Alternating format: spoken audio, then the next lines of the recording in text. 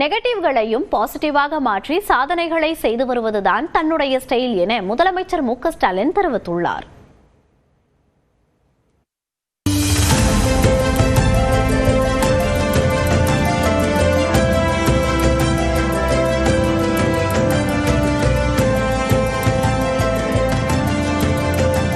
சென்னை நந்தம்பாக்கத்தில் உள்ள வர்த்தக மையத்தில் அரசு சார்பில் கனவுகள் மெய்ப்படும் என்ற நிகழ்ச்சி நடைபெற்றது. இதில் முதலமைச்சர் மு க ஸ்டாலின் கலந்து கொண்டு சிறப்புரையாற்றினார். அப்பொழுது கடந்த 5 ஆண்டுகளில் மக்கள் அடைந்திருக்கக்கூடிய மகிழ்ச்சிதான் தாம் மகிழ்ச்சியாக இருப்பதற்கு காரணம் என தெரிவித்தார். கடந்த 5 ஆண்டுகள்ல மக்கள் அடைந்திருக்கக்கூடிய மகிழ்ச்சி தான் நான் மகிழ்ச்சியாக இருப்பதற்கு காரணம்.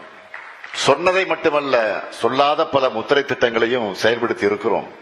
ஆட்சிக்கு வரும்போது இவ்வளவு திட்டங்களை நம்மால் நிறைவேற்ற முடியுமா என்ற ஏக்கம் எனக்கு இருந்துச்சு.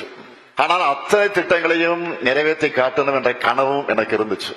கடந்த 5 ஆண்டுகளுக்கான என்னுடைய கனவுகள்ல பெரும்பாலும் நிறைவேற்றி விட்டோம் என்ற மூலமாக இந்த நிகழ்ச்சி மூலமாக அறிவிக்கிறதுல நான் மிகுந்த மகிழ்ச்சி அடைகிறேன்.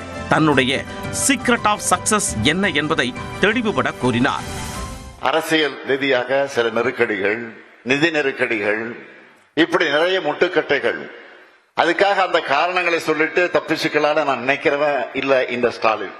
காரணம் சொல்றவன் காரியம் செய்ய மாட்டான்னு ஊர் பக்கம் சொல்லுவாங்க.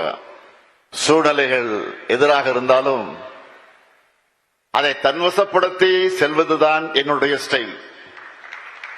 நான் தினந்தோறும் உழைக்கிறேன், உழைச்சுக்கிட்டே இருக்கிறேன். தமிழ்நாட்டு மக்களுக்காக தொடர்ந்து உழைப்பேன். இது மட்டும்தான் என்னுடைய சீக்ரெட் ஆஃப் சக்சஸ். அதனைத் தொடர்ந்து ஸ்டாலின் ஸ்டேட்மெண்ட் என்ற பெயரில் மொத்தம் 14 முக்கிய அறிவிப்புகளை வெளியிட்டார். அதில் 2030ஆம் ஆண்டிற்குள் கலைஞர் கனவு இல்லம் திட்டத்தின் மூலம் கிராமப்புறங்களில் 5 லட்சம் வீடுகள், நகர்ப்புறங்களில் 2 லட்சம் வீடுகளும் கட்டப்படும் என கூறினார். நீரிழிவு, உயர் ரத்த அழுத்தம், புற்றுநோய் போன்றவை ஆரம்ப நிலையிலேயே கண்டறிய முகாம்கள், ஒவ்வொரு மாவட்டத்திலும் மனநல ஆலோசனை மையம் என மருத்துவத்துறையின் கீழ் 2வது அறிவிப்பை வெளியிட்டார். இயற்கை விவசாயம் 17,000 ஹெக்டேராகவும், உயிர் வேளாண்மை 1 லட்சம் ஹெக்டேராகவும் விரிவுபடுத்தப்படும் என முதலமைச்சர் தெரிவித்தார். அனைத்து அரசு மற்றும் அரசு உதவி பெறும் பள்ளிகளிலும் 100 விழுக்காடு ஸ்மார்ட் கிளாஸ், ஒவ்வொரு கல்வி நிறுவனத்திலும் AI ஆய்வகம் உருவாக்கப்படும் என கூறினார். ஜவுளி, தோலாடை, கைவினை, கணினி தொழிற்பயிற்சி போன்ற துறைகளில் பயிற்சி வழங்கப்பட்டு பிற்படுத்தப்பட்டோர் சமூக மற்றும் பொருளாதார முன்னேற்றம் உறுதிப்படுத்தப்படும் என்றார். தேவைப்படும் இடங்களில் சமூக நீதி கல்லூரி விடுதிகள் திறக்கப்படும் என்று முதலமைச்சர் அறிவித்தார். வீடற்ற ஒவ்வொரு ஆதி திராவிட மற்றும் பழங்குடியின குடும்பத்திற்கும் வீட்டுமனை பட்டா வழங்கிட படிப்படியாக நடவடிக்கை எடுக்கப்படும் என கூறிய முதலமைச்சர், அண்ணல் அம்பேத்கர் அயலக உயர்கல்வி திட்டம் விரிவுபடுத்தப்படும் என்றார். கிராமங்களை பொருளாதார வளர்ச்சி மையங்களாக மாற்ற தற்போதைய உத்தமர் காந்தி மாதிரி கிராம திட்டம் செயல்படுத்தப்படும் என தெரிவித்தார். மேலும் மேக் இன் இந்தியா ஒவ்வொரு மாவட்டத்திலும் உயிர்வர மாவட்டந்தோறும் நவீன தொழிற்பூங்காக்கள் அமைக்கப்படும் என்றார்.